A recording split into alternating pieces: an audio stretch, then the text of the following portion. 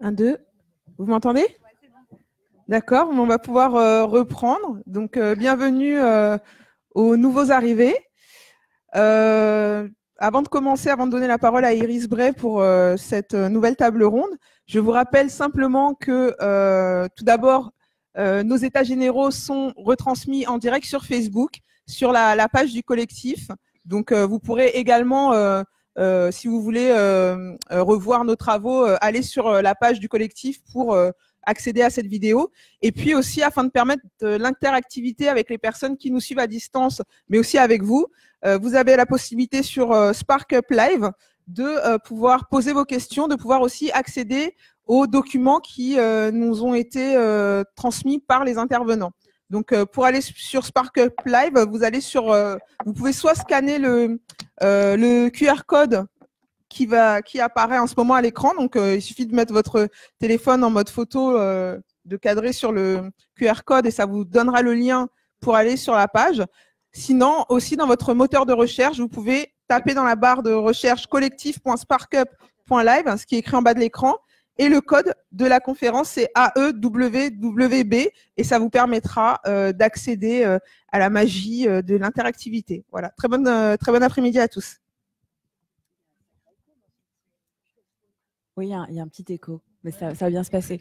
Bonjour à tous, merci d'être là. On va parler pour cette table ronde de la réception de la parole, parce que donc la parole se libère, mais visiblement elle a du mal à être entendue.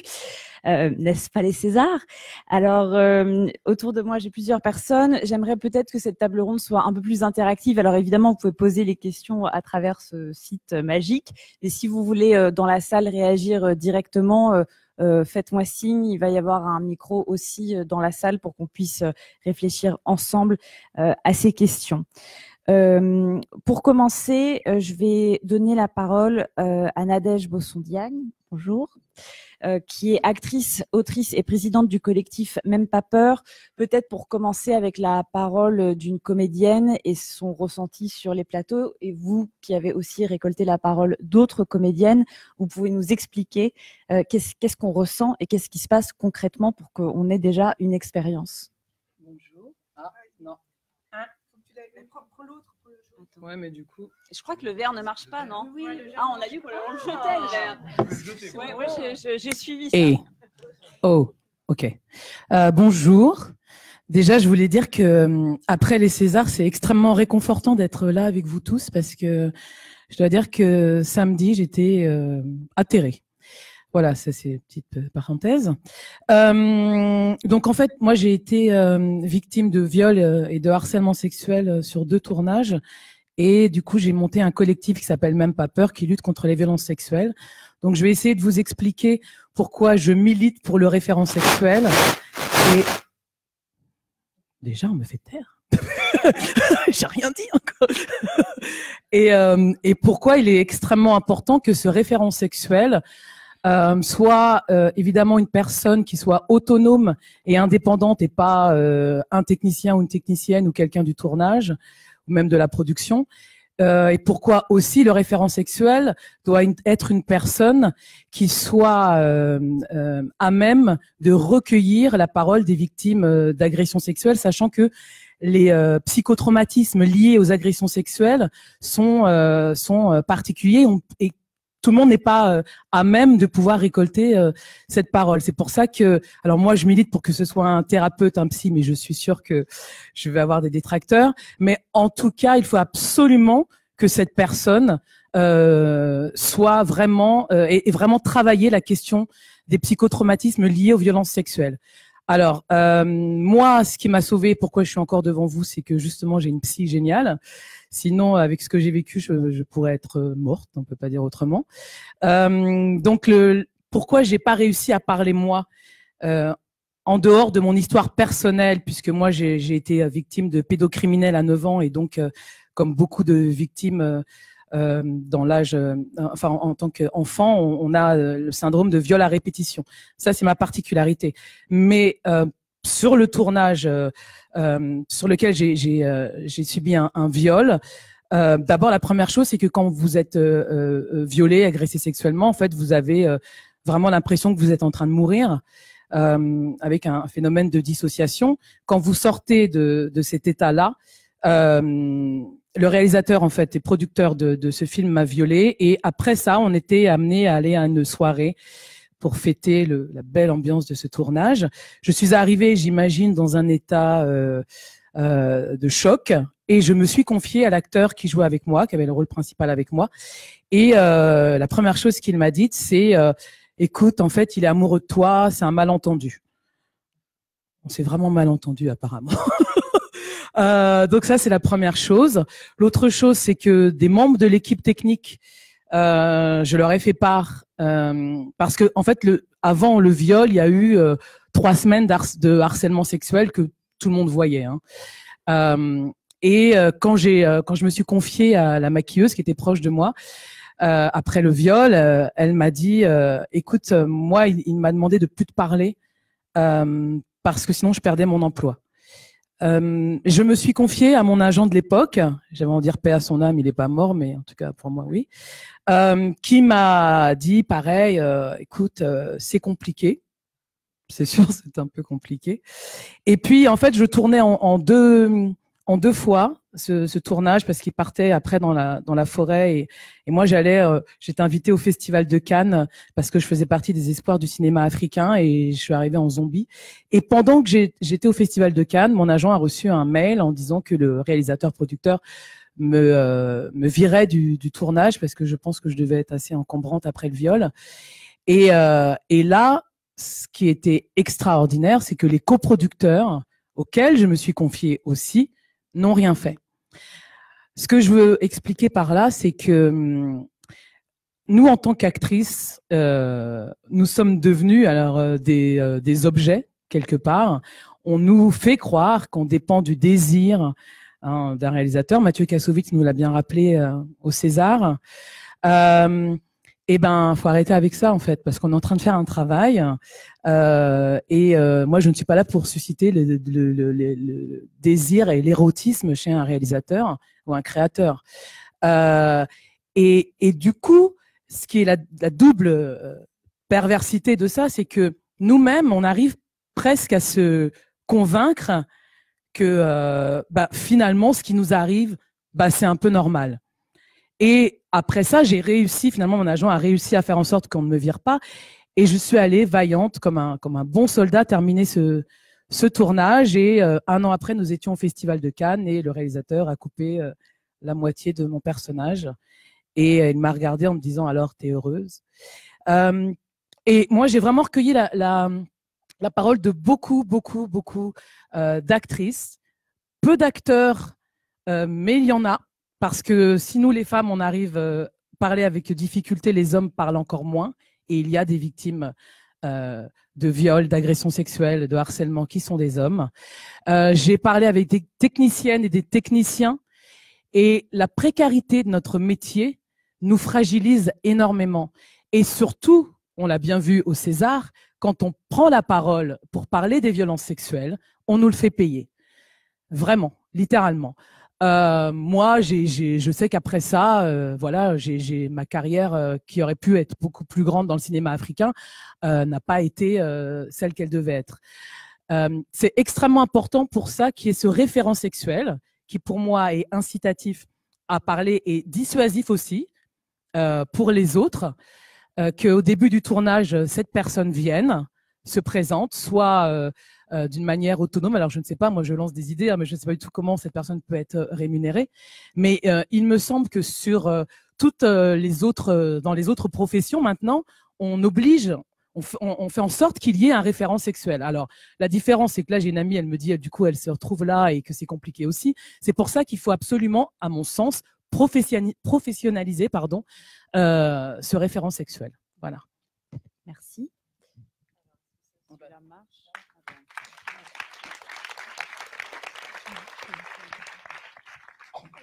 Merci beaucoup. Celui-là, non, ne marche toujours pas. Si, c'est bon, vous m'entendez? C'est magnifique.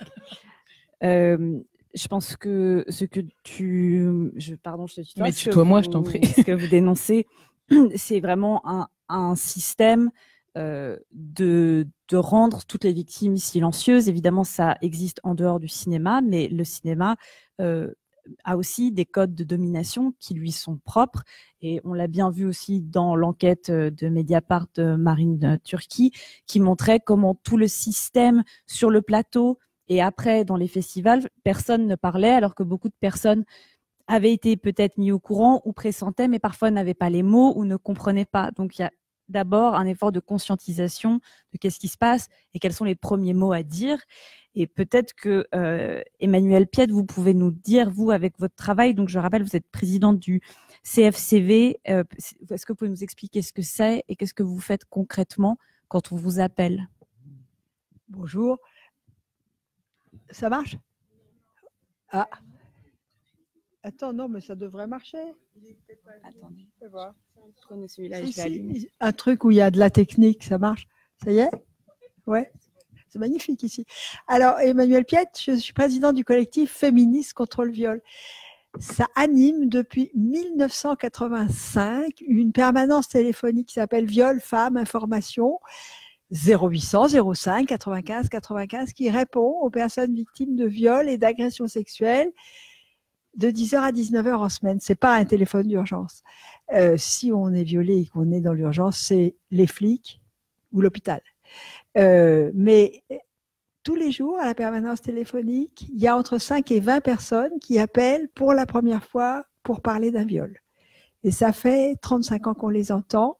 Et finalement, ça nous a donné cette petite musique d'apprendre plusieurs choses. Alors, plusieurs choses qui sortent des stéréotypes où on était il y a 35-40 ans, mais qui perdurent. Hein.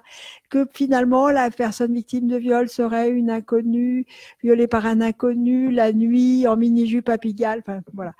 Et d'ailleurs, elle aurait 20 ans et elle serait superbe. Et c'est pas comme ça du tout, puisque c'est dans 90% quelqu'un qu'on connaît, que le tiercé perdant, c'est ton papa, ton mari, ton employeur. Donc voilà. Et puis, la deuxième chose que ça nous a appris, c'est que ce n'était pas des pulsions. Hein, excusez-moi, non. C'était quelque chose de construit, que tous les agresseurs sexuels avaient une stratégie, qui était une véritable stratégie. C'est-à-dire que d'abord, ils vont choisir leurs victimes. C'est très compliqué pour nous, quand on est victime, de comprendre. On a envie de se dire pourquoi moi, qu'est-ce que j'ai fait, gna gna, rien du tout. C'est dans le scénario de l'agresseur. Alors, ça dépend complètement de ce qu'il a dans la tête, l'agresseur. Et toi, tu ne peux pas savoir ce qu'il a dans la tête. Il y en a qui aiment les petits garçons impubères, d'autres qui aiment les grands-mères, tu vois. Et ça, tu ne peux pas savoir au départ. Parce que ce n'est pas toi, c'est lui qui est un truc bizarre dans la tête. Et puis, il va l'isoler. Et j'aimais bien, oui, il ne faut pas lui parler. Mais il y a des tas d'autres façons d'isoler. Et puis, il va inverser la culpabilité d'une certaine manière. Et ça, c'est vachement intéressant parce qu'on finit par se demander ce qu'on a fait pour que. Est-ce que c'est parce que je lui ai souri que? Est-ce que c'est parce que j'étais là? On finit par se demander si on n'y est pas quand même pour quelque chose. Mais ça, dès qu'on a ça dans la tête, c'est qu'il a bossé le gars. Hein. Voilà. Et puis, il va faire peur. Alors, il y a plein de façons de faire peur. Évidemment, le couteau, c'est bien, mais il y a bien mieux.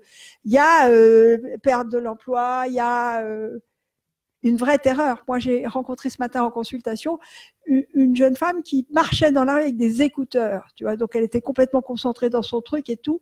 Et le gars lui a juste dit, elle a touché et lui a dit, viens, une fille qui avait… Elle me dit, mais il avait un ton tellement effrayant que j'y suis allée. Mais cette surprise, ces effets comme ça, sont des effets que après, elle comprend rien, la fille. Elle me dit, mais pour que vous vous rendez compte, j'y suis allée, c'est ridicule. Mais il faisait très peur. Et ça, il y a un moment donné où il faut savoir, la peur, ça fait partie des vraies contraintes. Il y a plein de façons de faire peur. Et puis un agresseur sexuel normal, entre guillemets, parce que normal avec agresseur sexuel, ça aime la liberté, ça aime la chair fraîche et ça veut bien rester en place. Donc, ça donne des consignes pour ça. Et la première consigne, c'est que tu la fermes. Et quand j'entendais et que tu la fermes et qu'on a des complices et qu'on va essayer de ouais mais machine elle est complètement folle, voilà. Et bien ça, c'est totalement et toujours dans la stratégie d'un agresseur. Et peut-être même moi, quand je vois des enfants, quand je reçois des personnes victimes de viol, parce que par ailleurs c'est mon métier, et ben si elles n'arrivent pas à parler, je dis mais qui c'est qui t'a dit qu'il fallait pas parler? Ben, des fois ça suffit pour que tu saches qui c'est l'agresseur. Et vraiment ça c'est tout à fait fondamental. Et ces consignes de la fermer sont des consignes qui ont été données au moment de la terreur. Tu sais, c'est comme les moments clés. Et du coup, ça reste de façon extrêmement forte. Et c'est comme si, alors nous, on a fait d'énormes campagnes, parce que vous pensez bien que depuis 35 ans qu'on bosse, on en a fait des campagnes. Mais la première campagne, c'était que les professionnels posent des questions. On ne peut pas laisser attendre qu'une victime parle, puisque vous vous rendez compte qu'elle est sous cette consigne de silence dramatique. C'est complètement indispensable qu'on pose des questions dans tous les endroits où on va pouvoir rencontrer des humains et travailler dans ces histoires-là. Et puis la dernière chose, avant de vous raconter la suite de ce qu'on fait, donc quand on écoute au téléphone, d'abord la première chose c'est qu'on croit toujours les victimes. Et vous savez, dans la loi en France, l'agresseur a une présomption d'innocence. Alors nous, on réclame depuis pas mal de temps, d'accord, une présomption d'innocence, parce que le corollaire de ça serait qu'il y ait une présomption de menteuse pour la victime, forcément. Si l'autre a une présomption d'innocence. Et nous, on pense qu'il devrait y avoir une présomption de crédibilité pour les victimes. Ça change tout. Et c'est complètement fondamental. Donc, est-ce que ça, c'est une des premières choses à dire? Je vous crois. Alors, je vous crois. Ouais, tu peux dire ça, mais on croit en Dieu, on croit en machin. Donc, moi, j'aurais une façon de penser plutôt. C'est-à-dire que je ne mettrai pas en doute ce qu'elle dit. C'est différent. C'est-à-dire que, bon, bien sûr que je la crois. Mais si je la crois, donc je me prononce. Je n'ai jamais une écoute neutre. Comment il a fait? Qu'est-ce qu'il a fait? Raconte-moi. Comment tu te sens? Mais certainement pas. Ah bon, c'est vrai, mais tu crois pas que tu as pu te tromper? Peut-être que c'était juste de la séduction, gna gna. Non. Non. Ce qu'elle dit, c'est vrai, c'est tout. Alors donc, du coup, tu réagis autrement. Tu peux très bien lui dire « je te crois » et puis dire « mais quand même, tu y as été ». Donc, tu vois, l'idée, c'est si tu la crois, tu vas avec elle dans ce chemin-là. Et puis, on verra après. Mais c'est vraiment important d'avoir… parce que ce qu'elle ressent est vrai. Il y a deux tendances en ce moment autour du viol qui sont importantes. Il y a quelque chose autour du consentement. Je vais juste vous dire pourquoi le consentement, ça m'énerve vachement. Ben parce que déjà, nous, si on pouvait que consentir dans un rapport sexuel, tu vois comment c'est emballant. Allez, je consens. Je pense qu'on peut faire mieux, quoi. Ça, c'est la première chose. La deuxième chose, et que je trouve beaucoup plus importante, c'est qu'au fond, t'as pas dit non, t'as pas crié, ben, tu t'es pas défendu. Ben, il a peut-être pas compris. Et au fond, l'implicite de ça serait que le gars est juste un crétin qui n'a pas compris que tu voulais pas. Et ben c'est ça le contresens. Parce que en vrai, un violeur, ce qu'il fait bander, c'est que tu veuilles pas. Et c'est complètement autrement. Je vais vous dire, moi, je suis donc médecin et je fais 3 fois par semaine, ou même peut-être plus. Ce matin, j'en ai fait 3, donc tu vois, un peu plus. Des certificats de contre-indication au rapport sexuel. Ça a l'air comme ça imbécile, mais il y a des tas de moments dans les vies conjugales ou je sais pas quoi, où les dames elles disent ah j'ai pas envie, gna gna, puis qu'elles osent pas dire non parce que c'est quand même leur mari, tu vois, toutes ces petites choses. Donc je dis moi je vous fais un certificat médical de contre-indication. Elles disent oui je veux bien. Alors je fais 15 jours. Et puis quand elles reviennent, elles disent il a fait quand même. Tu vois, ils s'en foutent de ma santé. Donc, c'est autre chose qui se passe. Et même après, je fais des petites choses du genre prescrire des lubrifiants remboursés par la sécurité sociale parce que quitte à être violé, que ça fasse pas mal, c'est mieux. Et je mets 15 jours. Et quand elles reviennent, elles disent c'est beaucoup mieux, j'ai moins mal. Je dis est-ce que j'en remets? Mais 2 fois sur 3, elles te disent non parce qu'il aime pas quand j'ai pas mal. C'est ça un violeur. Il sait bien que tu veux pas. C'est ça qui le mobilise. C'est de montrer son pouvoir.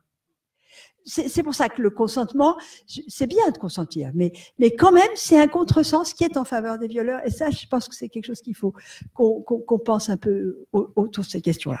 Ça, c'est ce qu'on fait au collectif, c'est d'essayer de conforter Alors, à la permanence téléphonique, on va te répondre à tes questions que tu as toi à ce moment-là.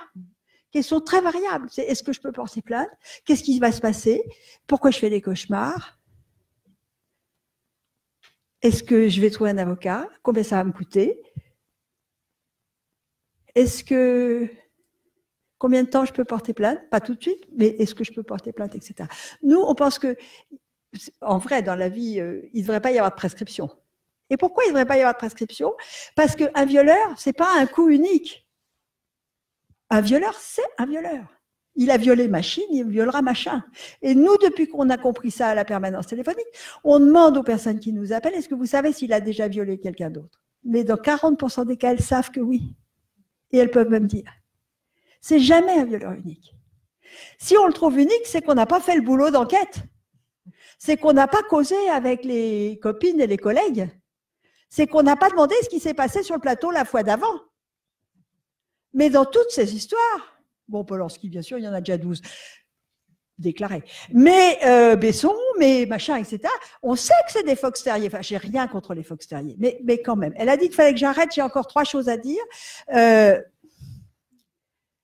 Notre façon de travailler, nous, c'est d'abord de répondre au téléphone de tout le monde, donc y compris vous, mais c'est aussi, dans un certain nombre de cas, on a passé des conventions avec un certain nombre de boutiques, alors des partis politiques pour lutter contre les viols dans la politique, qui vous ont rien à vous envier, je peux vous dire, c'est parfait. Mais avec l'armée, on a eu ça aussi, on a passé une convention avec l'armée pour discuter, parce qu'il y avait des viols dans l'armée, bien sûr, etc. Et donc, on travaille, à la fois, ils font des cellules internes pour téléphoner, gna gna, et à la fois, nous, on peut accompagner les victimes, on peut les aider au plan juridique, on peut faire des accompagnements de procès, et on est à disposition. Voilà. Et peut-être on rappelle le numéro de téléphone. 0800 05 95 95. Voilà.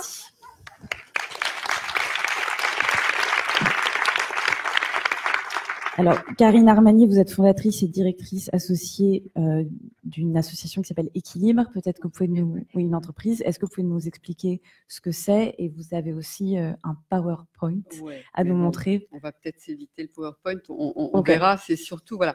Moi, j'interviens, et puis je suis là pour vous tous et toutes, on va dire à titre de témoignage, de retour d'expérience sur ce que l'on fait dans le cadre d'Équilibre aujourd'hui en matière de lutte contre les harcèlements et les violences. Ce que je veux vous dire en introduction, c'est que sur ces sujets-là, on intervient en fait partout et on arrive à agir partout. C'est-à-dire qu'il n'y a pas de, on va dire, de monde clos. En tout cas, il y en a de moins en moins. Et il n'y a pas d'écosystème dans lesquels à un moment on ne peut pas trouver une solution. Alors, j'illustre ça en vous disant qu'on intervient bien évidemment auprès d'entreprises privées, mais on intervient aussi auprès de grandes institutions, voilà, dans lesquelles les fenêtres ont eu du mal à s'ouvrir, mais elles sont en train de s'ouvrir. Donc, l'Assemblée nationale, la Cour des comptes. On intervient dans des secteurs d'activité qui sont très particuliers, comme les entreprises de nettoyage, où là, on est face à des femmes qui sont dans la précarité, isolées, sur des horaires décalés, etc. Et on arrive à trouver des moyens d'action. On intervient dans le milieu de la com, dans les écoles, voilà. Donc, il y a toujours à un moment, quand on arrive à trouver les bons leviers, les bons niveaux de responsabilité, il y a toujours un moment, et c'est ce que vous êtes en train d'engager dans le milieu du cinéma, hein, une façon de faire avancer les choses. Et juste pour finir là-dessus, moi, si je peux vous donner un éclairage, en tout cas de ce que j'ai compris depuis 15 ans que je travaille sur le sujet des violences et du harcèlement, avant, on va dire Weinstein, je ne sais jamais comment on dit, ça existait, moi je le rencontrais, mais c'était pas traité. C'était au pire un non-sujet, au mieux un sujet tabou. Quand est-ce qu'on a pu commencer vraiment à le traiter au niveau des organisations? C'est quand c'est devenu un sujet, certes, mais surtout un problème, voire une menace. Et c'est à ça qu'il faut arriver. Alors, comment c'est devenu un problème?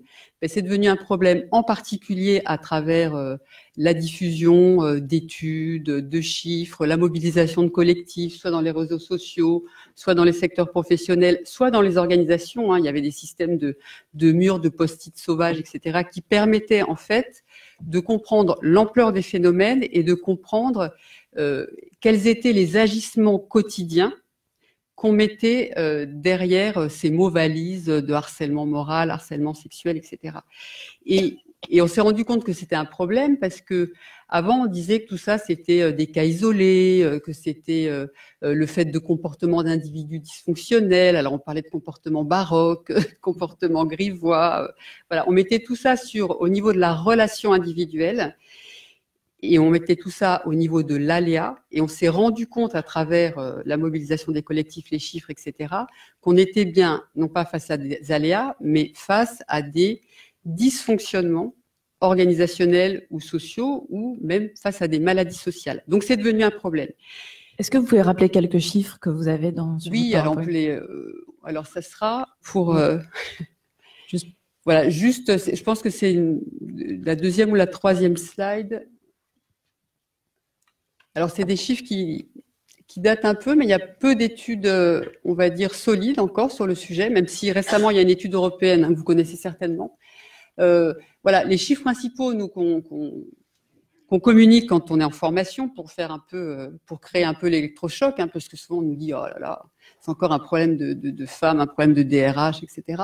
Donc, c'est le pourcentage de femmes qui ont été victimes de harcèlement sexuel au travail.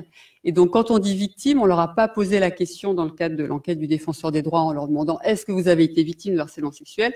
On leur pose des situations très concrètes qui permettent de déduire quelles ont été effectivement objets d'harcèlement sexuel. Et juste peut-être pour boucler avec ce que disait Nadège, vous voyez que dans 70% des cas, ce qui est intéressant, c'est que ces personnes victimes n'ont jamais été en parler à leur employeur ou à la direction de l'entreprise. Et en général, quand elles le font, dans 40% des cas, la résolution de la situation est faite à leur détriment. C'est-à-dire qu'elles sont déplacées non pas pour être protégées, mais juste pour ne plus être dans l'environnement ou licenciées. Voilà. Donc ça, c'est les principaux chiffres. Alors sur le sexisme, voilà, l'exposition, la confrontation au sexisme touche beaucoup plus de personnes. Voilà, 80% des femmes considèrent être victimes d'agissements sexistes. Ça touche aussi les hommes, etc. Mais en tout cas, ces chiffres sont importants parce que ça permet de montrer que ces phénomènes existent au niveau de la société. Donc après, c'est compliqué pour une organisation de dire, ben non, pas de ça chez nous. Bien évidemment, nous, on est hors de tout cela. Voilà. On rappelle qu'Alain Terzian avait dit au moment de Weinstein, ben nous, on n'a pas ça en France. Voilà. Donc c'est un peu. Voilà. Salut Alain. Et donc, juste pour reboucler, l'idée de problème, il faut que ça commence à devenir un problème au sein des organisations et pour en particulier les employeurs.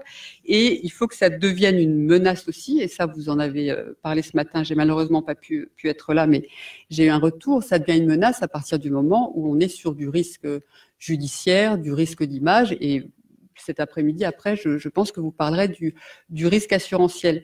Donc, effectivement, quand on passe de non-sujet, sujet tabou, sujet problème, menace, là, globalement, ce que ça vient faire les organisations, face à une menace ou un problème, on arrive à trouver des solutions. Et ce qui s'est mis en place dans le cadre des organisations aujourd'hui, c'est effectivement des dispositifs de signalement, des formations, des moyens de faire en sorte que la parole se libère. Et pour que la parole se libère, effectivement, la société civile a beaucoup aidé. Mais si en interne, au plus haut niveau, on commence pas à dire fin de la récré, tolérance zéro, la honte doit changer de camp, etc. Voilà, les gens ont du mal aussi à considérer que leur parole est légitime. Et voilà. Donc libération de la parole, et comme le disait Iris aussi en introduction, la parole libérée, elle doit être accueillie. Et ça, c'est l'objet de la table ronde. Aujourd'hui, dans les entreprises, il y a 2 grands dispositifs qui permettent ce recueil de la parole, qui sont donc les référents et les cellules externalisées, indépendantes, professionnelles. Voilà. Alors, peut-être pour parler plus concrètement de qui pourrait être ce référent de plateau, j'aimerais bien, je sais que dans la salle, il y a Mathieu Viala. Est-ce que vous pourrez, je ne sais pas, vous êtes là? Est-ce que quelqu'un pourrait lui donner un micro?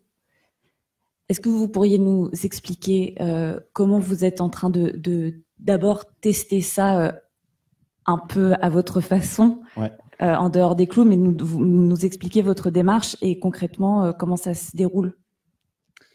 Tout d'abord, c'est très difficile, je trouve, de parler après tous vos témoignages. Et bon, voilà, j'avais pas prévu que ça soit juste après ça, et j'étais un peu bouleversé. Donc, ce que nous on essaie de faire, moi j'avais participé notamment, donc je travaille aussi proche du collectif. J'ai un groupe de production qui fait principalement des séries pour la télévision, et j'avais participé à une table ronde, c'était à l'automne dernier, aux assises. Donc, on avait parlé de sujets de harcèlement sexuel. Je vais en parler, on parle aussi de harcèlement moral, parce que on se dit que quelque part, à mettre des choses en place, autant peut-être traiter de l'ensemble des conditions de travail des salariés. Et donc, on a essayé de réfléchir à ce qu'on pouvait mettre en place rapidement, parce que c'est vrai que moi, dans la méthode, j'essaie toujours de mettre des choses en place, et après on essaie d'itérer, d'avancer, et qu'on sait très bien que c'est difficile de mettre tout de suite en place des choses parfaites. Donc pour l'instant, on l'a fait un peu entre nous.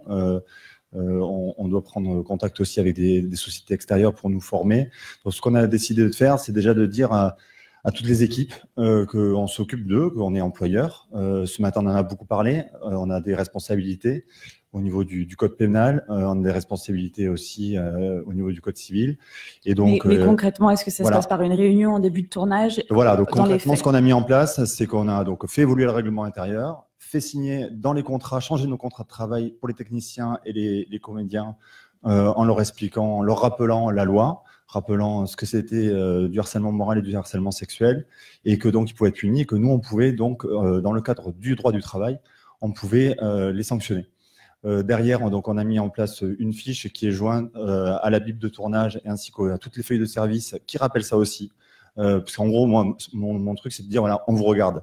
Donc déjà, je me dis, c'est vrai que les histoires que vous racontez, madame, sur des viols ou ce que vous avez vécu, Nadège, il y a des choses qu'on ne pourra pas juste empêcher avec des règles. Mais en revanche, il y a tout un tas d'attitudes que moi, je pense qu'on peut empêcher en disant aux gens, on vous regarde. Et voilà. Et donc, on fait ça. On met des numéros. Pour l'instant, c'est les numéros, un numéro d'urgence du ministère de la Justice et un numéro de la PHP. Évidemment, des numéros des sociétés de production et du CCHSCT. Et par ailleurs, donc, on a décidé en début de tournage aussi d'expliquer tout ce que les gens ont signé, puisque c'est dans leur contrat de travail, de le relire avec eux, de leur rappeler, et de leur dire aussi qu'on sanctionnera. Donc la société, l'entreprise, c'est pas en plus une personne, c'est l'entreprise va sanctionner s'il y a un problème, et qu'on ajoute qu'on est prêt à arrêter le tournage. Et ça aussi, c'est pour le dire pour des personnes qui souvent, même si on leur dit des choses, se sentent un peu intouchables.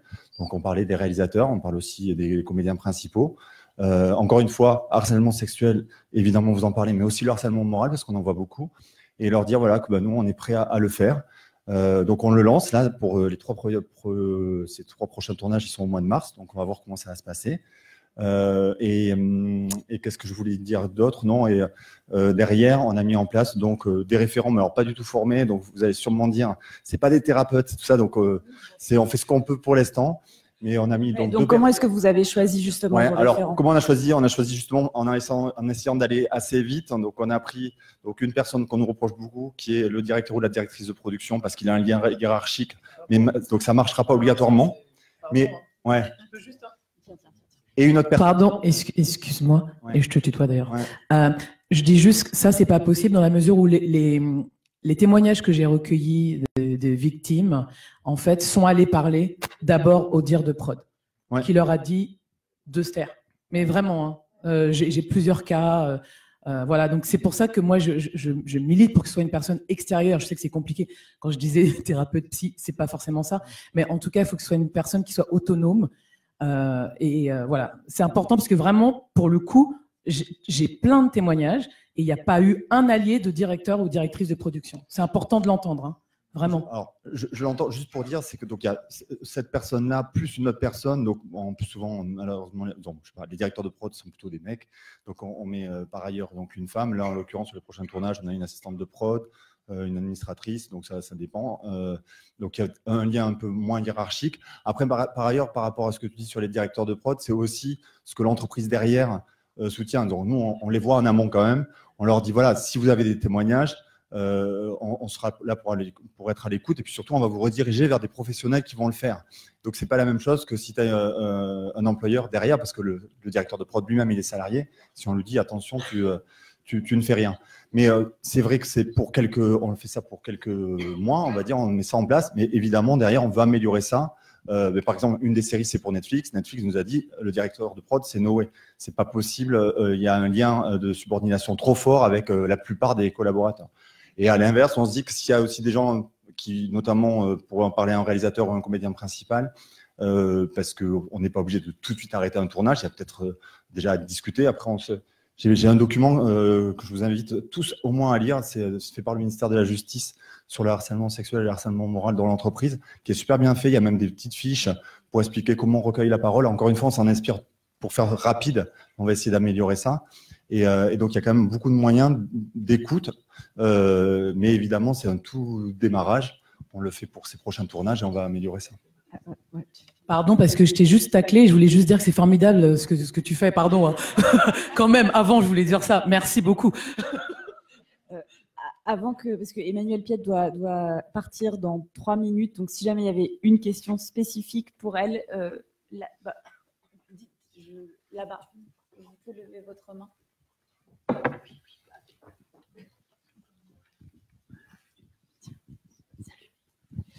Oui, bonjour, Karim Jedi de la CFDT, syndicaliste. La question que je voulais lui poser, pourquoi obligatoirement mettre dans l'intitulé, je ne l'ai plus en tête, féministe contre le viol? Alors, quel que soit le viol, qu'il soit féministe ou pas, c'est un viol quand même. Et je pense que... C'est pas le viol qui est féministe, hein. C'est l'analyse sur le viol qui est féministe. Tout à fait. C'est-à-dire un problème de domination, d'abord homme-femme, puis après homme-enfant, femme-enfant. C'est-à-dire un problème de domination. Et c'est important cette analyse. Mais je pense qu'il ne faut pas faire le clivage dans le sens où la problématique ne doit pas être appropriée que par les femmes. Je pense qu'il faut associer les hommes. Non. La question n'est pas comme ça, enfin, à mon avis. Hein. C'est l'analyse féministe, elle n'exclut pas les hommes d'avoir été victimes de viol. Oui, non, mais... Mais par contre, l'analyse, elle est quand même une histoire de domination. Et ça, pour nous, on y tient particulièrement parce que ça permet de comprendre beaucoup de choses. C'est quand même une société qui est construite, qu'on le veuille ou non, une planète qui est construite depuis la nuit des temps sur la domination masculine sur les femmes. Et ça aide énormément à penser le viol. Je pense tout simplement que c'est une question d'éducation. Ah bah. Je pense... Non, mais... Si vous permettez. Oui, pardon. Juste pour dire, moi j'ai travaillé avec des enfants violeurs pendant 10 ans, des enfants qui avaient commis des agressions sexuelles. Oui, c'est vrai, ils avaient subi des horreurs. Alors, si vous appelez éducation subir des horreurs, je peux vous suivre. Autrement, je ne vous suis pas. Pour être un violeur, il faut avoir dans la tête été construit comme ça, c'est-à-dire avoir vu papa violer maman, c'est-à-dire avoir été dans un pays et avoir vu des exactions épouvantables, c'est-à-dire avoir subi des violences. On ne devient pas violeur comme ça juste, mais il y a une importance considérable. Alors l'éducation, ça ne fera pas grand-chose là-dessus, hein. Mais sauf que, je suis d'accord avec vous, avoir vu papa violer maman toute la journée, c'est une forme d'éducation à laquelle je n'adhère pas complètement. Alors, pour terminer, je pense qu'aujourd'hui, on est tous convoqués justement par rapport à ces harcèlements. En l'occurrence, dans le cinéma, je pense que tout le monde, quelle que soit l'équipe, doivent être sensibilisés. C'est une question de sensibilisation et d'éducation. Je pense que les acteurs, les techniciens, ils peuvent avoir une vision, il faut qu'ils aient une vision, j'allais dire entre guillemets, normale. Je veux dire, c'est une question de bon sens. Oui, c'est pour ça que je parlais d'éducation. Oui, et le CNC va donc proposer. Tout à fait. Oui, absolument. Parce qu'on est de manière collective, on a besoin de comprendre qu'est-ce que c'est que la culture du viol, quels sont les stéréotypes qui sont mis en place et quelles sont les attitudes collectives qu'on a par rapport à ça qui font qu'on a aussi du mal à repérer, notamment que les personnes qui violent sont souvent des personnes que l'on connaît dans notre entourage, que c'est pas que dans des petites ruelles sombres le soir, et que aussi les images que nous voyons représentent le viol de manière érotisée et qu'il va falloir aussi à un moment s'interroger sur nos images. Mais c'est une autre question. Mais merci beaucoup d'être venu. Et alors peut-être que vous pouvez nous présenter Sophie qui reste avec nous alors que vous partez. Oui, je vous laisse la meilleure, Sophie, qui est en plus circasienne, qui a été danseuse, qui est... comment ça s'appelle ? Cascadeuse. Alors, voilà, et qui bosse avec nous à Viol Femmes Information, parce que ça s'appelle aussi Viol Femmes Information, 0800 05 95 95.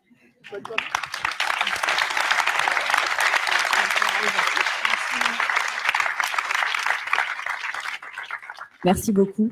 Je voulais aussi demander dans la salle à Pascal Guérin, le producteur de Bonne Pioche, de peut-être prendre la parole pour nous expliquer comment il réfléchit justement à cette question de référent plateau et la charte qui a été mise en place dans sa société de production. Et si vous pouviez nous détailler rapidement mais les 4 parties que vous avez dans votre charte. Oui, bonjour. Alors, chez Bonne Pioche, il y a un peu plus d'1 an, en amont de l'organisation d'un séminaire, on avait fait une petite boîte à questions anonyme pour faire émerger des sujets qui pourraient être intéressants à discuter en séminaire. On est un peu plus de 30 salariés permanents en CDI, donc ça fait une petite équipe, comme mine de rien. Et un peu, de façon assez naturelle, est arrivé le sujet de la place de la femme chez Bonne Pioche et dans les médias. Et on a fait pas mal de petites réunions préparatoires en amont du séminaire pour travailler ce sujet, essayer de faire la part des choses. Et j'ai d'ailleurs pu échanger pas mal avec Julie Billy et Michael du collectif pour nous accompagner. Et au final, après avoir pas mal échangé, et ça a été la première et la plus grosse et la plus importante des étapes, parce qu'il y a eu une libération de la parole, il y a eu beaucoup d'échanges avec nos équipes, et ça a été tout ça à l'impulsion des femmes chez Bonne Pioche, mais on a beaucoup échangé avec les hommes aussi. Notamment, Mikhail Gushenkov est venu nous faire une petite session de 2 heures sur les stéréotypes de genre à l'image. Et ça a été surtout propice à, encore une fois, libérer la parole, avoir des échanges assez riches. On est arrivé finalement à travailler avec des salariés et la direction, des hommes, des femmes, à essayer de rédiger notre propre charte de bonne conduite pour l'égalité entre les femmes et les hommes chez Bonne Pioche, qui nous engageait nous déjà, puis après qui engageait aussi toutes les équipes avec lesquelles on travaillerait en interne et en externe. Et c'est vrai qu'il y a eu 4 sujets principaux dans cette charte qu'on a rédigé à plein de mains. Le premier des sujets, c'est le harcèlement et le sexisme dans le cadre de notre travail. Le deuxième sujet, c'était l'égalité salariale et l'accès aux responsabilités pour les femmes chez Bonne Pioche. Malgré notre sentiment d'être bien intentionné, etc., quand on faisait une photographie, il y avait principalement des hommes au poste de producteur et de direction. Donc on s'est dit, ça ne peut pas durer.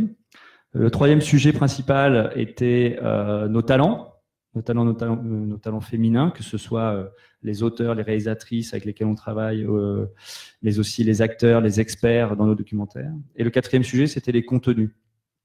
Un sujet que Iris, vous avez abordé là, qu'on parlera peut-être plus tard, mais les contenus, déjà qui ne véhiculent pas de stéréotypes de genre, et de la même manière qu'on s'interroge systématiquement sur la proportion de femmes dans les rôles et dans quelle typologie de rôle.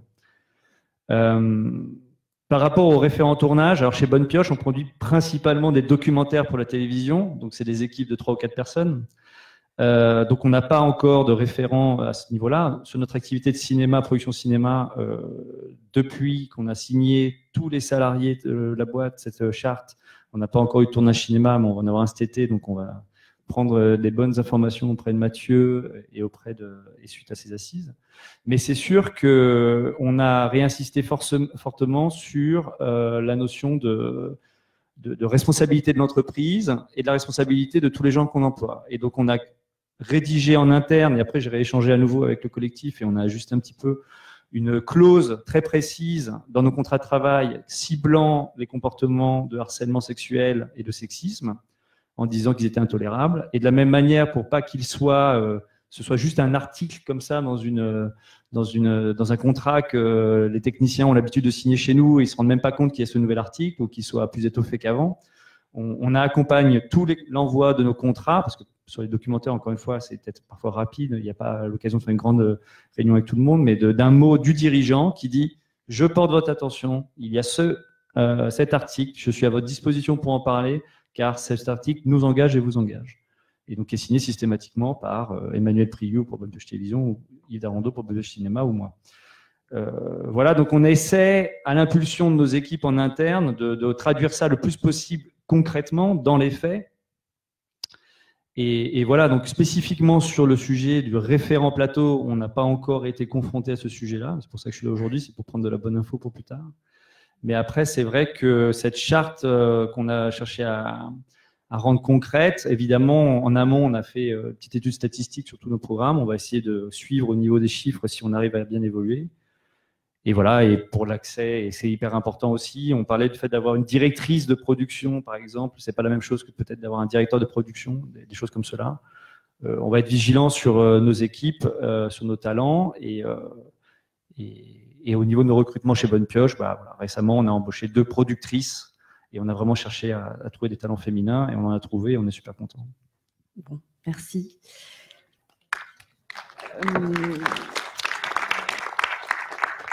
Michel Ledoux, vous êtes avocat associé, spécialiste en matière d'hygiène, de santé physique et mentale. Est-ce que peut-être, je vais vous donner un micro, vous pouvez nous donner votre point de vue sur ces questions? Je suis là depuis ce matin, donc j'ai entendu un petit peu les débats de la matinée et j'ai été frappé déjà par une forte aspiration à ce que ces questions-là se traitent ou au moins se régulent. Mais j'ai également été frappé par pas mal de confusion. Comment faire? On fait quoi? On commence par quoi? Avec une profusion de cellules. Bon.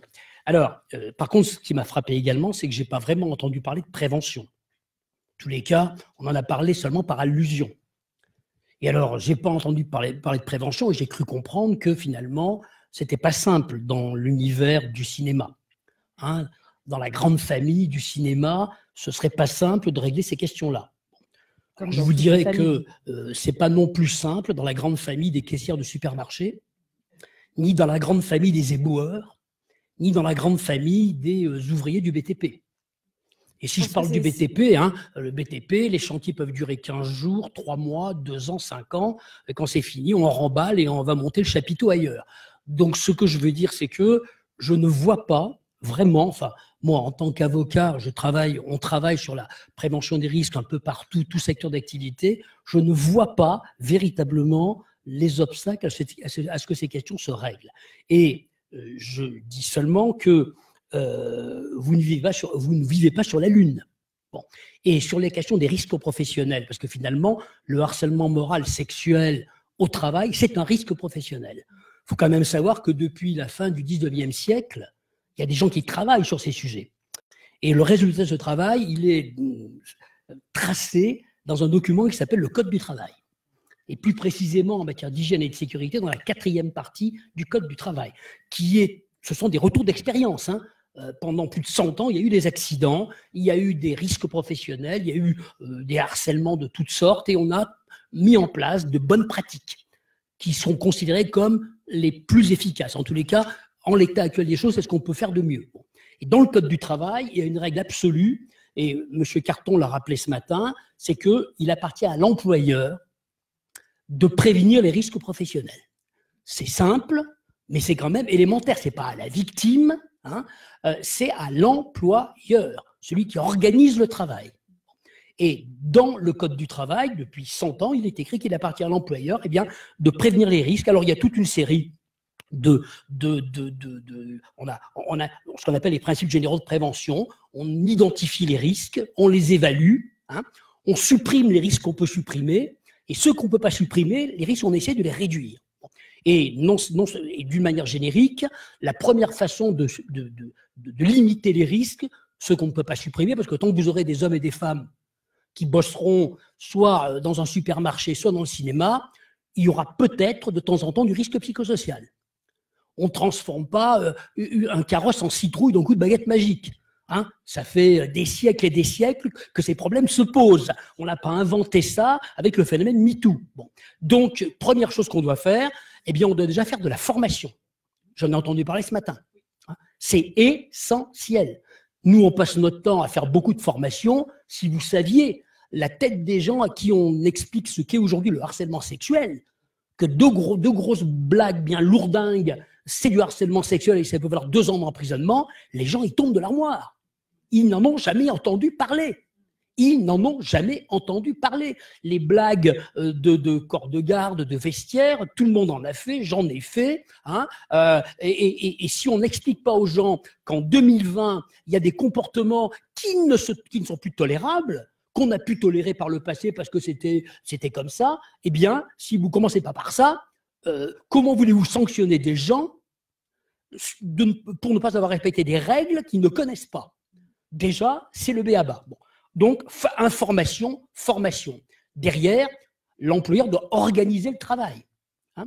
Et les phénomènes de harcèlement, ce n'est pas quelque chose d'imprévisible.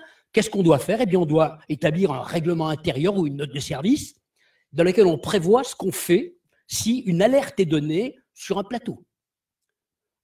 Qu'est-ce qu'on fait? Alors, comment on procède? Quelle est la ligne de vie que va suivre soit la personne qui a été témoin de quelque chose, soit la victime elle-même? Hein, comment on fait? On s'adresse à qui? Bon, le référent. Hein, le référent, il faut savoir quand même qu'en droit commun, le référent n'est obligatoire que depuis le 1er janvier 2019. Donc, c'est tout à fait récent. Hein, vous savez qu'il y a 2 référents. Hein, il y a le référent CSE, qui représente les salariés, et le référent employeur. Bon. Et donc, le référent, c'est pas non plus, c'est quelqu'un à qui on va éventuellement s'adresser, mais on peut aussi s'adresser au médecin du travail, on peut aussi s'adresser au DRH, hein, mais le référent, c'est une entrée dans le sujet supplémentaire, qui est particulièrement bienvenue. Alors, on n'a pas suffisamment de recul pour voir comment ça fonctionne. Le référent, pour l'instant, tous les référents tâtonnent, essayent de mettre en place des procédures. Bon, mais le référent, dans l'idéal, c'est choisir quelqu'un qui est crédible.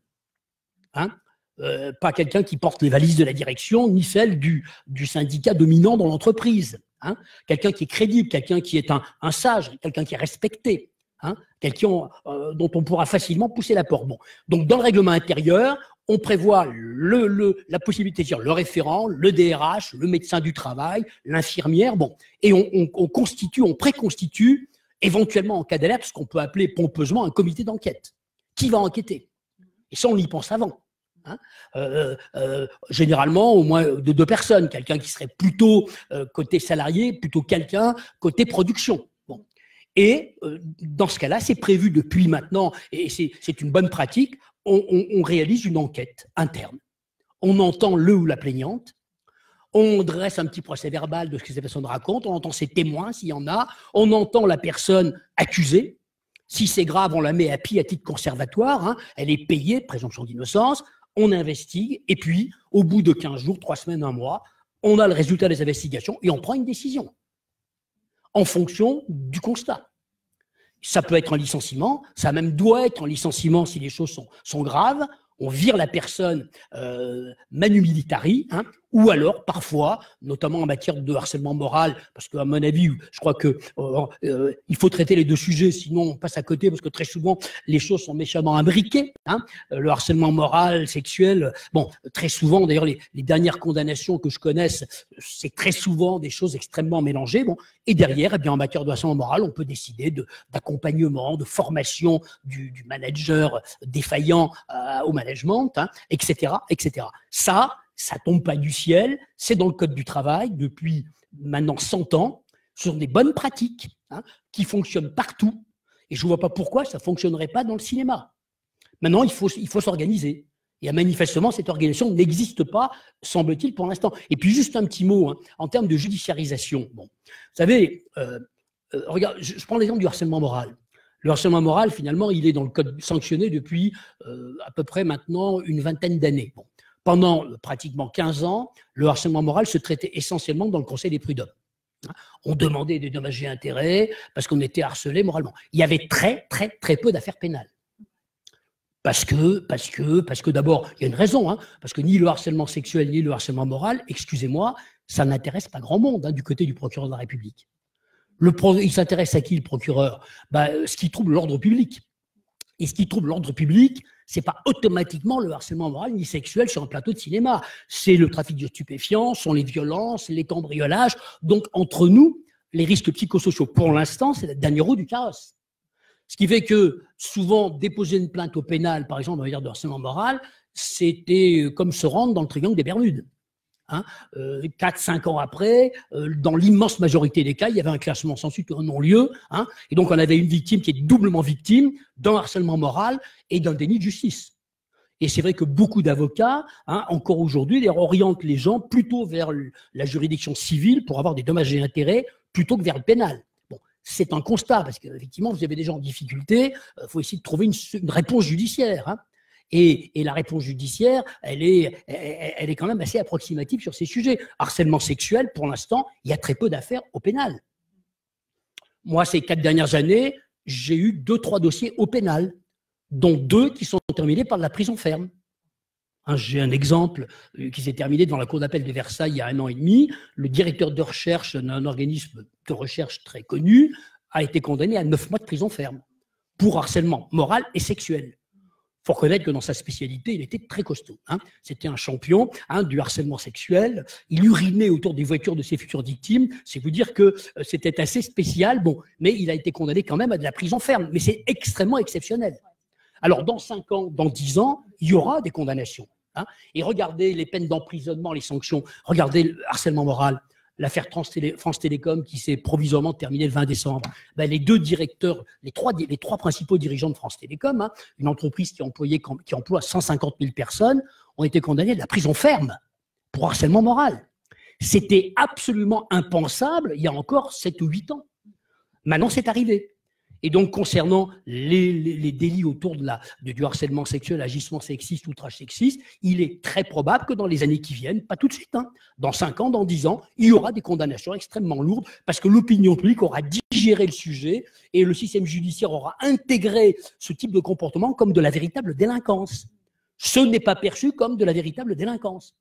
C'est de la délinquance de luxe quand ça se passe au cinéma, hein, mais c'est très rarement sanctionné pour l'instant. Donc je veux dire que, en tous les cas, ce que je veux dire, c'est qu'en attendant, suivons la ligne de vie du Code du travail, une évaluation des risques, des cellules éventuellement extérieures si c'est nécessaire, comme vous l'avez dit, ou en interne. Faut voir, il y a des milieux où il vaut mieux effectivement traiter le sujet à l'extérieur qu'à l'intérieur, hein, et une action. L'action, c'est l'enquête. Et au terme de l'enquête, on se décide.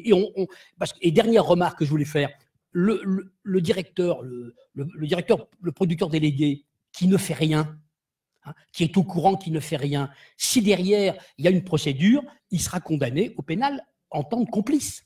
Actuellement, il y a fréquemment des DRH qui sont condamnés dans les entreprises pour avoir été au courant d'une situation de harcèlement moral et sexuel et de ne pas avoir réagi, d'avoir laissé agir le harceleur sans réaction. Donc progressivement, le système judiciaire va se mettre en route, c'est long, mais restons sur le code du travail, il y a des procédures, mais suivons-les.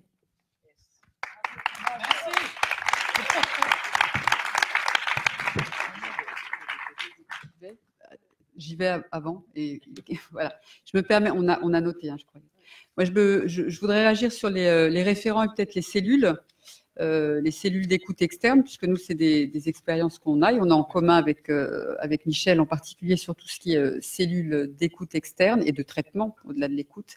Sur les référents, c'est vrai que ça commence à se mettre en place en entreprise et il y a un certain nombre de questions qui se posent, hein, puisque tout le monde, effectivement, se cherche, tâtonne, on est un peu sur des plaques tectoniques, mais il y a un certain nombre d'éléments qui reviennent quand même un peu systématiquement et j'aimerais bien les partager avec vous.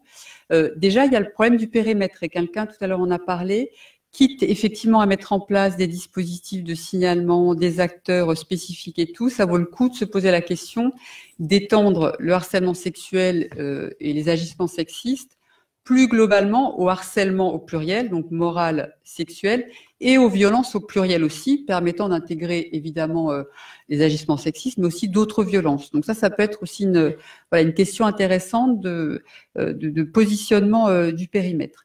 Sur la mise en place des référents, donc comme l'a dit Michel, l'obligation de la loi, c'est un référent, on dit côté employeur, et un référent côté CSE, donc partenaires sociaux. Alors, ce qu'on voit, c'est que les prérequis ou on va dire les capacités et les compétences incontournables pour ces personnes-là, au-delà de la délimitation de leur rôle, c'est effectivement des personnes qui soient identifiées comme des relais de confiance. Michel a dit, il ne faut pas qu'on porte les valises de l'employeur ni des syndicats.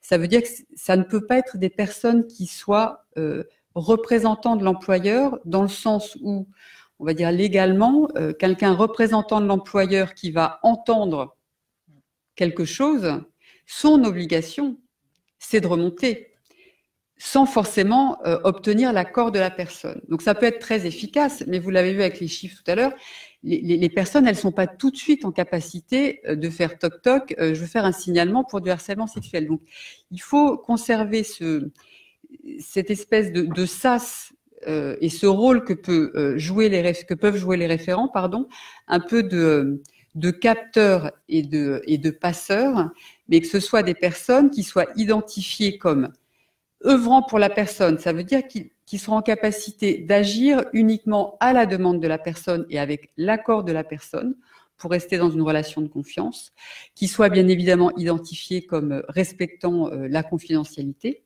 voilà, qui soient formés, c'est-à-dire qu'elles sachent décoder, si on parle de harcèlement moral, harcèlement sexuel, qu'elles puissent expliquer que c'est du pénal, c'est interdit côté de l'employeur, etc., toutes ces choses-là, et qui soient aussi, et pour rejoindre ce que disait Najès tout à l'heure, alors on peut pas demander à ces gens-là d'être des psychologues, des enquêteurs, voilà, mais qu'elles soient un minimum formées quand même sur tout ce qui peut être écoute.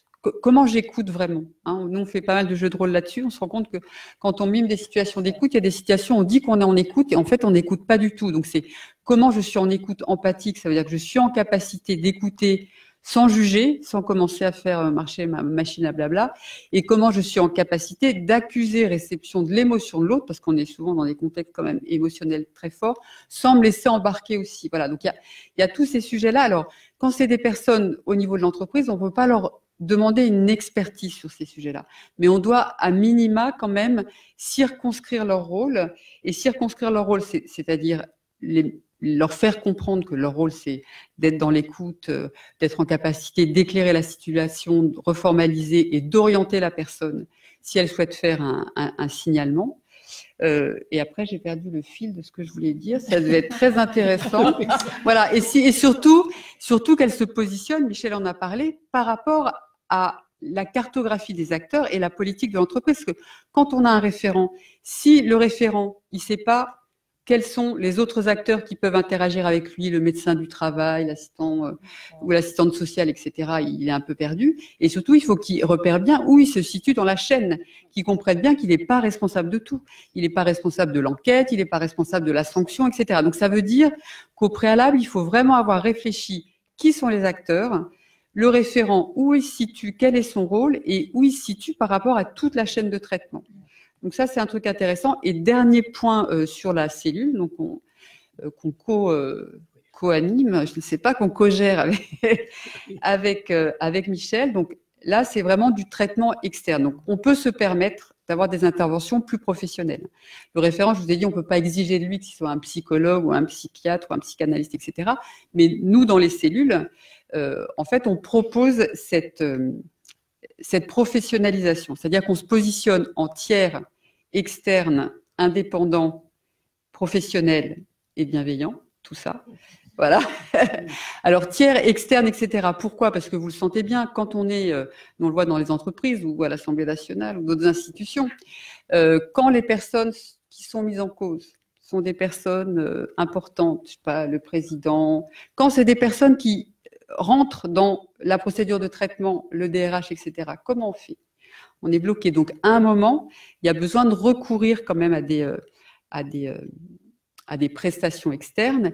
Et nous, ce qu'on a choisi de faire dans le cadre de la cellule, parce qu'on avait bien anticipé qu'il y avait effectivement la problématique du traitement, mais il y a la problématique du retentissement psychologique. Donc, nous, en premier, c'est des cellules qui fonctionnent 24 heures sur 24, 7 jours sur 7. On peut être joint par téléphone, on a une plateforme dédiée, donc on peut prendre rendez-vous directement pour un rendez-vous téléphonique, une visioconférence, etc.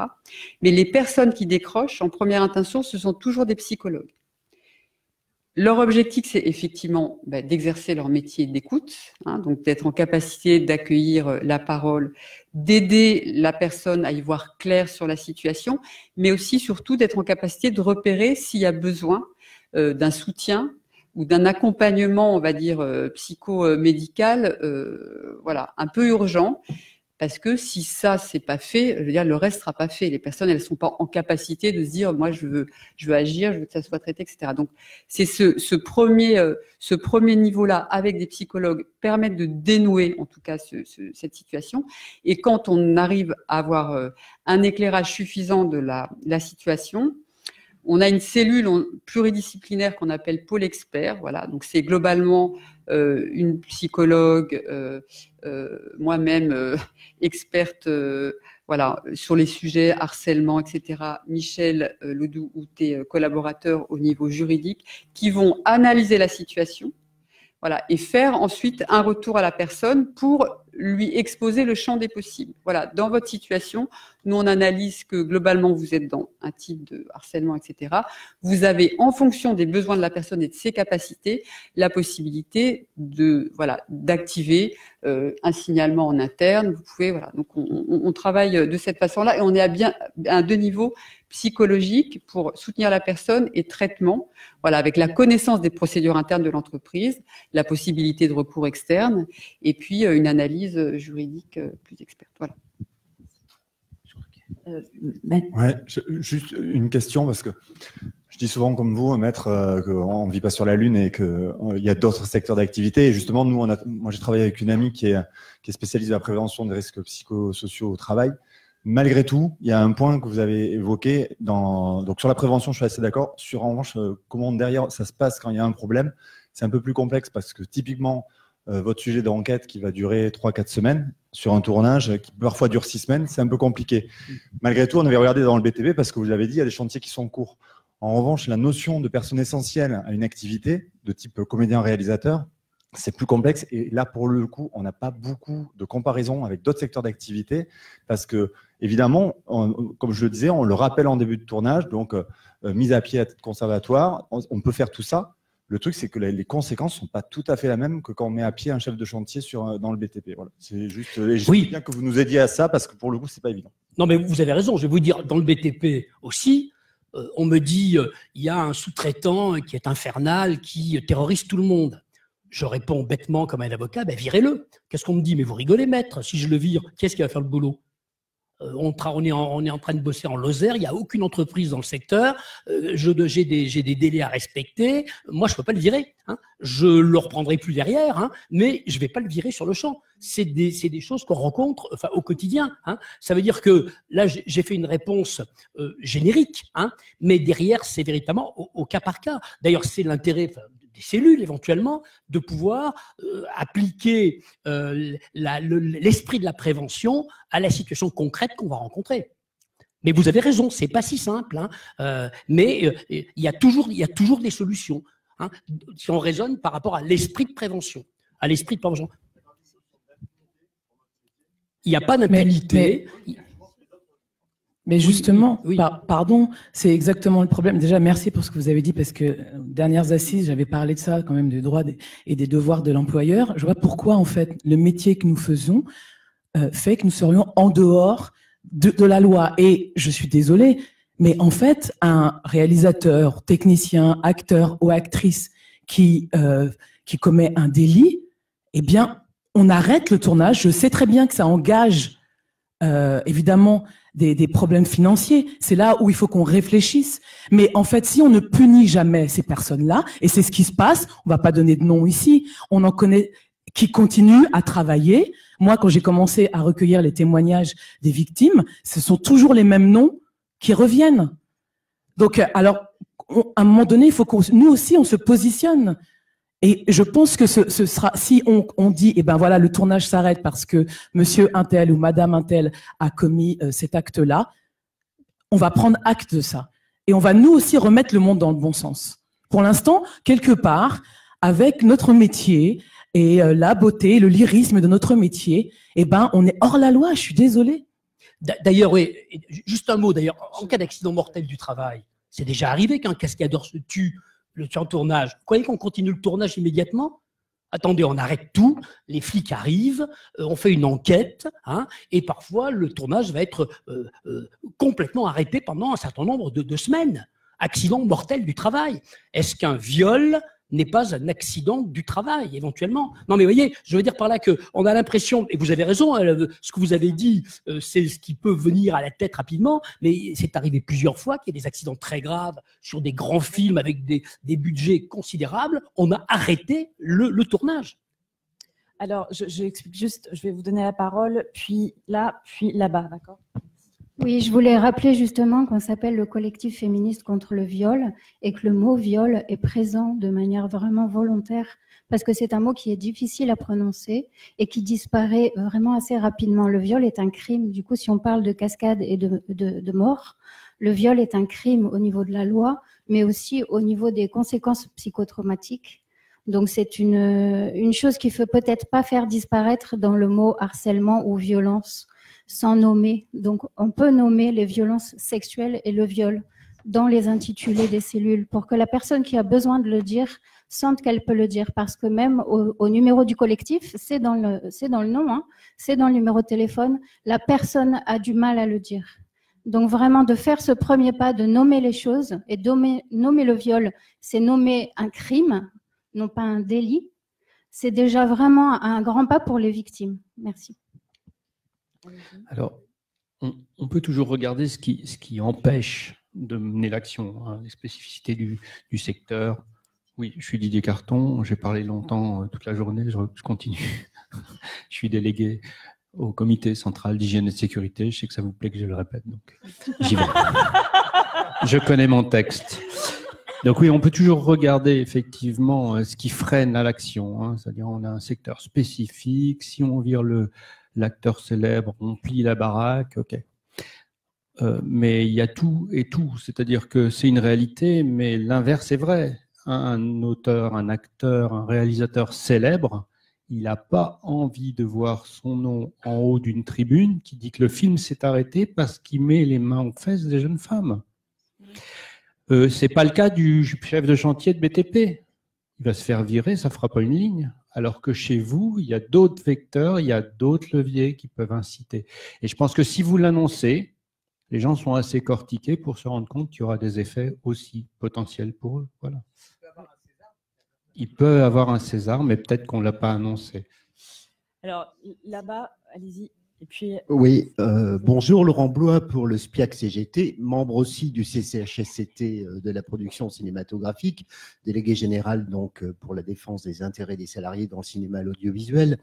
Moi, je suis content de ce que Michel Ledoux a dit, c'est-à-dire qu'effectivement, il y a le code du travail. Je crois qu'il faut rappeler sans arrêt ça. Là, on est dans un cadre particulier et le travail, c'est un cadre violent par essence. C'est-à-dire que je ne vais pas vous rappeler l'étymologie du sens de travail, mais on est quand même dans des rapports qui, a priori, se prêtent à la domination, à des rapports de domination, à de l'excès de pouvoir, etc. Voilà. En même temps, ma psychanalyste disait régulièrement, la loi, c'est la loi. Voilà. Donc, et les psychanalystes le disent aussi, c'est pas des juristes.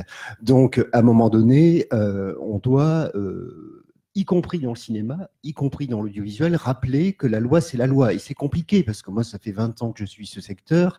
C'est compliqué dans ce secteur, en tant qu'acteur syndical, de rappeler sans arrêt que dans ce secteur aussi, voilà, la loi, c'est la loi. Donc, je me félicite de la teneur de tous les échanges qui ont lieu depuis ce matin. Je me félicite effectivement que des gens disent, comme on le dit nous, c'est-à-dire au bout d'un moment, ben oui, il y a la loi, quoi, quand même. Et c'est notre responsabilité particulière, y compris nos responsabilités syndicales, si je puis dire, à un moment donné, que d'exiger le respect de la loi. Voilà. Oui, mais donc c'est peut-être aussi parce qu'on est dans un milieu où il y a tellement d'impunité et que les artistes se sentent tellement supérieurs qu'il va falloir aussi réfléchir au système de domination qui est mis en place dans les représentations. Voilà. Alors, il y a la loi, il y a le code du travail et ensuite il y a les conventions collectives. Voilà. Donc, nous, on est en réflexion sur la mise en place du référent et je vois que c'est le point qui nous occupe. On n'a pas d'idée toute faite là-dessus, hein. C'est-à-dire qu'on on écoute ce qui se dit depuis ce matin, voilà. Qui pourrait, je pense qu'il faut les deux, moi. Je pense qu'il faut aussi que des gens. Pourquoi je dis ça? Parce que un certain nombre de techniciennes et de techniciens adhérents chez nous, pas adhérents d'ailleurs, avec qui on en a parlé, disent moi finalement ça fait des années que j'ai vu des choses sur les plateaux, etc. Je suis jamais intervenu, je m'en veux un peu. À un moment donné, j'ai laissé passer un certain nombre de choses. Je pense qu'il faut une responsabilisation aussi de l'équipe. Voilà, sur un tournage. Et je pense que, bien évidemment, qu'il faut des intervenants extérieurs, bien évidemment qu'il faut des gens dont le métier, c'est de savoir écouter. Voilà, et on a en tête les psychologues, etc., dont c'est le métier. Bien évidemment qu'il faut des juristes, bien évidemment que les organisations syndicales de salariés, on est aussi là pour ça, parce que faire respecter la loi, ça va dans tous les sens, hein, ça va du respect du paiement des heures supplémentaires à s'assurer que les salariés soient pas harcelés, soient conforts dans le travail, etc. Donc, ce que je veux dire, c'est qu'on a toute une réflexion à mener. Je pense qu'il faudra aller plus loin sur la mise en place du référent, sur la limite des chartes. Hein, je sais que ça a été longtemps évoqué, c'est-à-dire que le problème de la charte, c'est intéressant, mais ça n'a pas au sens de la loi de portée normative réellement. Voilà, beaucoup moins de portée normative que les conventions collectives, par exemple. Et on a à réfléchir dans la production cinéma, et j'en aurais fini, dans la production audiovisuelle et dans la production de films d'animation, et autour des industries techniques aussi, qui sont, je ne sais pas si elles sont représentées cet après-midi, j'ai vu personne pour l'instant, voilà, autour de ces questions, et notamment autour de la mise en place de référents sur les lieux de travail, qui sont par essence nomades, on le sait bien. Voilà. Merci. Allez-y, madame. Oui, bonjour. Je suis Nathalie Chifflet, je suis critique de cinéma et je représente ici le syndicat français de la critique. Vous n'avez pas parlé des mesures pour protéger les enfants. Anne Lenel avait 12 ans quand ça s'est passé pour elle. Qu'est-ce qu'on fait pour les protéger? Quelles mesures on peut mettre en place?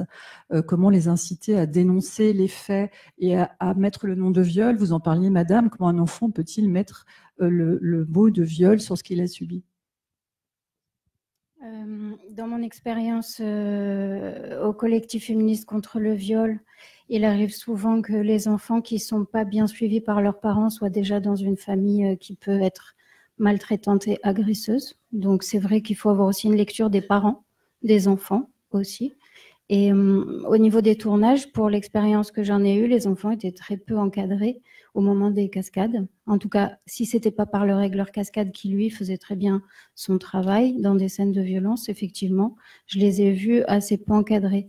Donc, dans le rapport qu'il y a entre l'enfant et le réalisateur, ou l'enfant et la réalisatrice, il y a déjà peut-être au moment aussi de l'écriture du film se poser la question du sujet, puisque j'ai vu que c'était Emmanuel Berco qui avait remis le César. Et quand on voit sa filmographie, il y a aussi des films qui posent question sur son rapport à l'enfant. Donc il y a peut-être, oui, un vrai sujet, comment on fait pour encadrer l'enfant, peut-être aussi se poser la question sur le sujet du film au départ.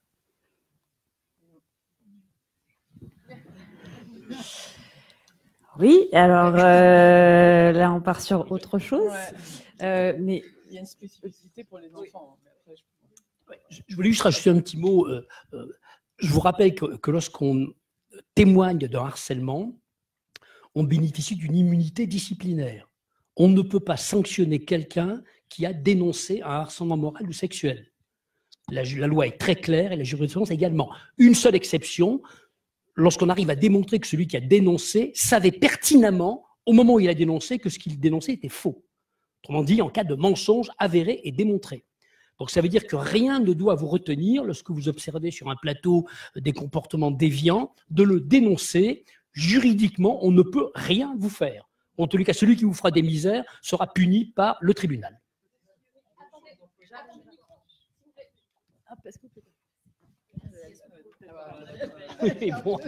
Bonjour, rebonjour, je suis Nathalie Chéron, présidente de l'ARDA, donc l'association des directeurs et directrices de casting. En fait, le truc, on entend tout, on est d'accord avec tout. Bon, pour ouvrir ma gueule depuis 35 ans, donc j'ai bien payé. Le problème, c'est ça. Nous, on n'a pas de CDI. C'est des contrats super courts. Et en fait, qu'est-ce qui se passe? On ne nous rappelle pas.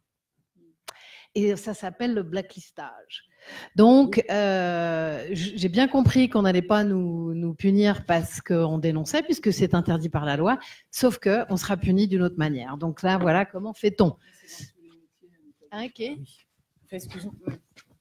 Pardon, hein, mais malheureusement, c'est dans tous les métiers en fait hein, que ça existe.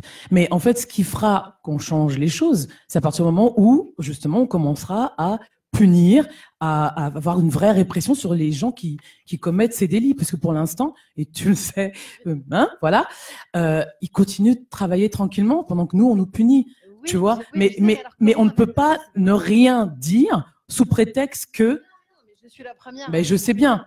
Je sais pas. Non, mais le truc, c'est comment fait-on pour continuer à travailler? C'est-à-dire que parce que si moi je continue d'ouvrir ma bouche, je vais encore moins travailler. Enfin bon, ça va. Mais il faut que je tienne encore quelques années, moi, avant de prendre ma retraite, si vous voulez. Donc, c'est ce qui fait que les gens ont peur d'en parler, en tout cas. C'est ce qui fait que les gens ont peur d'en parler. C'est parce qu'ils ont peur de ça. Alors. Voilà, tout le monde du coup a envie de parler et c'est le moment où il faut qu'on s'arrête pour faire une pause café, on me dit. Alors, ce que je vous propose, c'est qu'on fasse une petite pause café, puis qu'on reprenne avec aussi d'autres intervenants et qu'on continue, parce que je pense qu'il y a encore beaucoup de choses dont il faut qu'on discute ensemble.